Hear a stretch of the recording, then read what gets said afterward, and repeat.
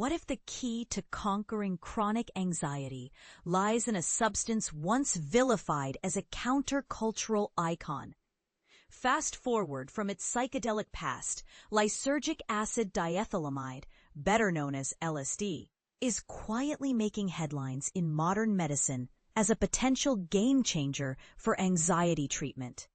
Recent findings from a groundbreaking study published in the prestigious Journal of the American Medical Association, JAMA, reveal that a single dose of MM120, a lab-formulated version of LSD, could slash symptoms of generalized anxiety disorder, GAD, more effectively than daily medications.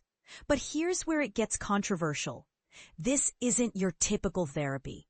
Unlike most mental health treatments, this approach doesn't rely on ongoing therapy sessions or daily pills.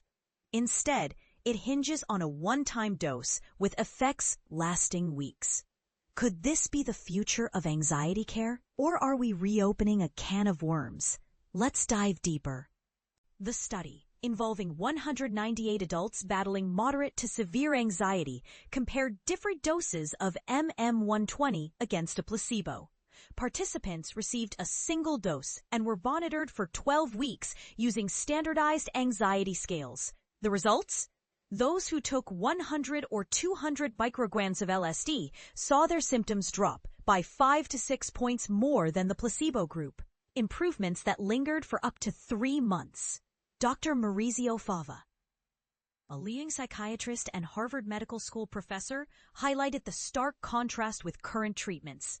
Most anxiety medications require daily use, which means daily side effects, he explained. With LSD, the side effects are mostly confined to the day of the dose, and the benefits stretch for weeks. But wait, there's a catch. While the results are promising, experts like Dr. Maurizio Fava, Harriet De Wit from the University of Chicago caution that this trial is just the beginning.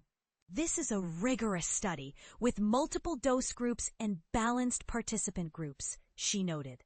Still, we need to ask, will these effects hold up in larger, more diverse populations?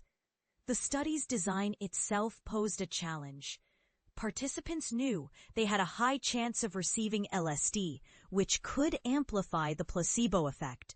Yet, even with this bias, the higher doses showed a clear, robust difference, Fava admitted. And this is the part most people miss. The trial deliberately excluded psychotherapy.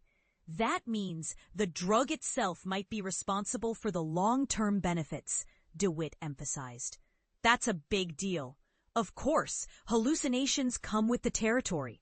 At the highest dose, 200 micrograms, all participants reported perceptual changes like visual distortions or brief hallucinations, along with some nausea and headaches. But De Wit clarified these weren't necessarily harmful. We don't yet know if they're part of the therapeutic process. Still, LSD's 8 to 12-hour duration raises safety concerns. Fava stressed this should only be administered in a clinical setting, not at home. The road ahead is both exciting and uncertain. While Phase 3 trials are already underway, researchers are grappling with questions about long-term safety and real-world applicability. De Wit summed it up. A single dose with 12-week effects is remarkable.